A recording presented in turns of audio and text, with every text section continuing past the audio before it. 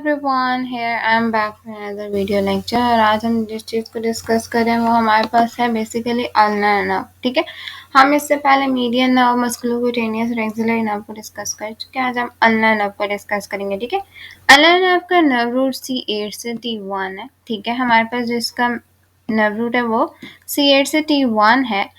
तो ulnar nerve जो है वो मोस्टली जो है आप ये कहते हो कि मीडियल कॉर्ड से ओरिजिनेट होती है। ठीक है, मतलब इसकी इमर्ज या ये निकलती ज़्यादातर मीडियल कॉर्ड से है। ठीक है, ऐसे अगर हम यहाँ से भी देख लें डायग्राम से एक बार कि हमारे पास जो है वो इसकी जो ओरिजिनेशन होती है ना वो आपके पास होती है मीडियल कॉर्ड से। ठीक है, ये वाली जो है मीडियल कॉर्ड है आपकी, और यहाँ से आपकी अल्नर नर्व की ओरिजिनेशन हो रही है। ठीक है, ये हमारे पास आ गया कि अल्नर नर्व ओरिजिनेट कैसे। ठीक है, आप इसी मीडियल कॉर्ड को अगर आप पीछे की तरफ फॉलो करते हुए जाएं तो आपको पता चल जाएगा यहाँ पे जो इन्फीरियर आप कहते हैं ना ट्रंक है। ठीक है, इन्फीरियर ट्रंक जो थी वो हमारे पास दो नर्व रूट से मिलके बनी थी C8 से T1। ठीक है, सो इस वजह से ही मीडियल कॉर्ड से निकलती है, तो इसका नर्व रूट भी C8 से T1 ही बन रहा है। ठीक है, अच्छा, अब हमने पहले भी डिस्कस किया कि अल्नर नर्व जो होती है ना वो हमारे पास बेसिकली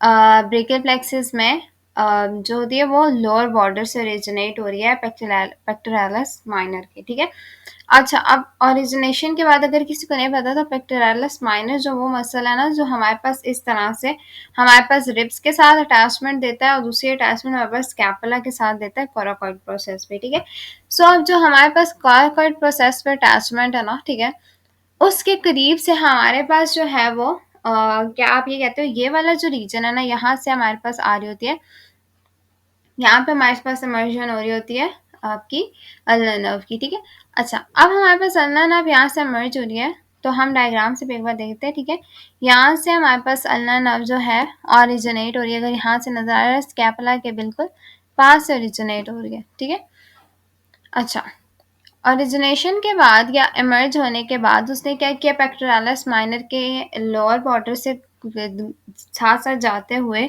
इसने डिसेंड कर दिया the arm along the medial side of the humerus. ठीक है, अब ये मीडियल साइड ऑफ ह्यूमरस पे जा रही है, ये हम अभी डायग्राम से भी देख चुके हैं। ये हमारे पास मीडियल साइड से क्रॉस किया, मीडियल साइड पे मूव कर रही है। ठीक है, अच्छा, फिर उसके बाद क्या करते हैं, it passes the posterior to the elbow joint in the groove between the medial epicondyle of the humerus. ठीक है, हमें ये बात पता है।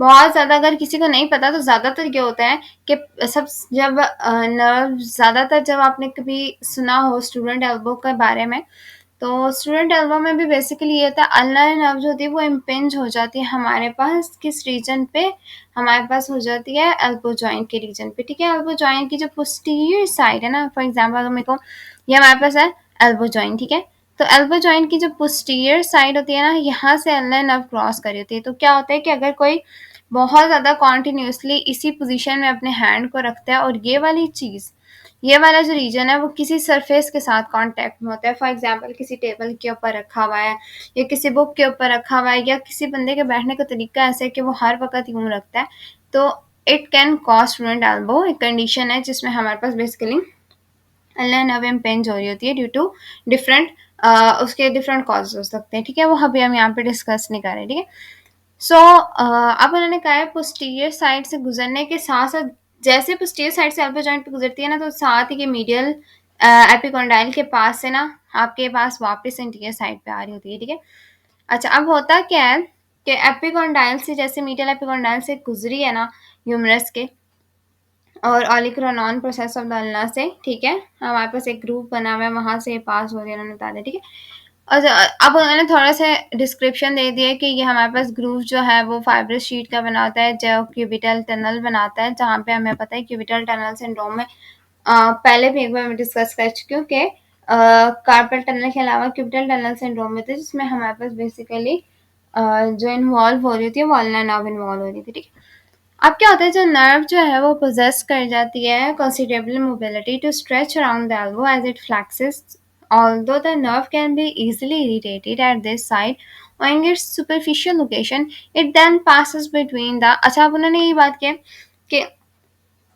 इसकी जो मोबिलिटी है ना नर्व की, ठीक है, वो क्या होती है कि स्ट्रेच होने के साथ साथ ज़ाहिर-सी बात है, अब नर्व जो होती है वो हमारे पास स्ट्रेच हो रही है जब एल्बो की फ्लेक्शन हो रही है। हमने ये बात अभी देखी भी है, क्योंकि हमारे पास इसकी लोकेशन ऐसी है कि हमारे पास जब हम स्टूडेंट एल्बो की बात करते थे तो हमने कहा कि हमारे पास जो है वो फोरआर्म जो है वो फ्लेक्शन या फोरआर्म जो है वो आपके पास फ्लेक्शन की तरफ आ रहा है, तो एल्बो जॉइंट जो है फ्लेक्स कर रहा है। So the nerve can be easily irritated at this site owing it's, क्योंकि हमारे पास मूवमेंट भी ज़्यादा है ना फ्लेक्शन में, एक्सटेंशन में तो नहीं है।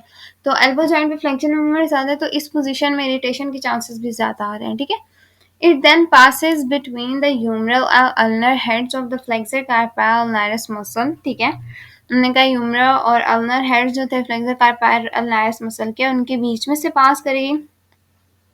ये उन्होंने कहा एक और साइट है जहाँ पे हमारे पास अल्नर नर्व इम्पेंज हो सकती है, ठीक है। कहाँ पे? जहाँ पे ह्यूमरस और अल्नर हेड है, ह्यूमरल और अल्नर हेड है फ्लेक्सर कार्पाई अल्नारिस के, ठीक है। उन्होंने कहा है कि हमारे पास जो नीचे आ जाते हैं ना, अब ये फ्लेक्सर कार्पाई अल्नारिस दिखाया हुआ है, ठीक है। इसका एक जो होगा वो ह्यूमरल पोर्शन होगा और एक जो होगा वो अल्नर पोर्शन होगा, ठीक है। इस दोनों रीजन्स के बीच में से ये नर्व पास हो रही होगी, जहाँ पे ये क्या कर रही है, बेसिकली ये नर्व इम्पेंज हो रही है, ठीक है। इम्पेंज होने के चांसेस हैं या इम्पेंज होती है, ठीक है। The only extrinsic muscle innervated by the ulnar nerve either flexor कार्पाई अल्नारिस, उन्होंने कहा है एक्सट्रिंसिक मसल सिर्फ यही है जो फ्लेक्सर कार्पाई अल्नारिस से फ्लेक्सर कार्पाई अल्नारिस है जो हमारे पास अल्नर नर्व से इनर्वेट करता है, और ulnar half of the flexor digitorum profundis, ठीक है। ये तो हमें पता ही है कि आधा इसको अल्नर नर्व करती है, आधा इसको median nerve flexor digitorum profundis को करती है, क्योंकि ये हम पहले लेक्चर्स में डिस्कस कर चुके, तो मैं यहाँ पे दोबारा नहीं कर रही, ठीक है।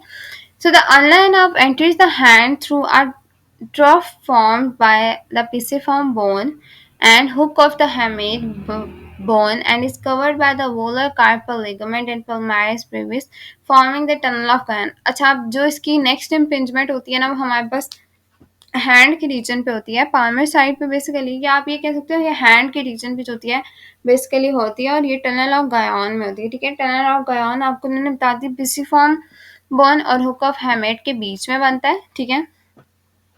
यहाँ पे क्या होता है, जहाँ से जैसे ही पास करती है कोई भी ट्रॉमा या कोई भी इंट्रैप्ट में कोई भी ऐसी कॉज हो सकती है, किसी मसल की वजह से या किसी कार्पल बोन की मूवमेंट की वजह से यहाँ पे बोन का इम्पेंज हो सकते हैं, ठीक है। पिसिफॉर्म भी मूव कर सकते हो सकता है किसी भी ट्रॉमा की वजह से पिसिफॉर्म अपनी जगह से हिल जाए, या हुक ऑफ है या हैमेट जो अपनी जगह से हिल जाए, तो उस केस में क्या होगा कि हमारे पास टनल ऑफ गायन के अंदर अल्नर नर्व इम्पेंज हो जाएगी, ठीक है। सो टनल ऑफ गायन के अंदर जब हमारे पास इम्पेंज होगी, तो हमारे पास इस रीजन जो होता है ना, बेसिकली ये वाला जो रीजन होता है, इस रीजन पे बेसिकली हो रही होती है जब हमारे पास टनल ऑफ गायन में हो रही होती है, ठीक है। ये रीजन बनता है। लेकिन हम जब टनल ऑफ गायन को अलग से डिस्कस करेंगे, तो फिर हम पूरे लेक्चर में इसको डिटेल में डिस्कस करेंगे कि टनल ऑफ गायन होता क्या है और इसका स्पेसिफिक रीजन क्या है, ये कहाँ कहाँ हमारे पास इम्पेंज हो सकती है। फिलहाल इतने अभी के लिए इतना ही काफ़ी है, ठीक है। Trauma or entrapment, this region causes sensory changes and progressive weakness of the muscles. Of course, sensory changes भी आते हैं और मसल की वीकनेस, क्योंकि मोटर सेंसरी दोनों कॉजेज आ रही हैं यहाँ पे, ठीक है। क्योंकि यहाँ पे डिस्टल साइड पे इनर्वेशन हमारे पास सेंसरी भी थी, ठीक है। Resulting in a partial claw hand deformity, ठीक है। क्लॉ हैंड डिफॉर्मिटी हम पहले डिस्कस कर चुके हैं, फिर यहाँ पे नहीं डिस्कस करेंगे। जब हमने टेबल को डिस्कस किया था, तो आप वहाँ पे जाके उस वीडियो को देख सकते हो, ठीक है। उसका लिंक मैं टॉप ऑफ द डिस्क्रिप्शन में दे दूंगी, ठीक है। Injury to the nerve after 8 bifurcates lead to partial involvement depending on the site of injury, ठीक है।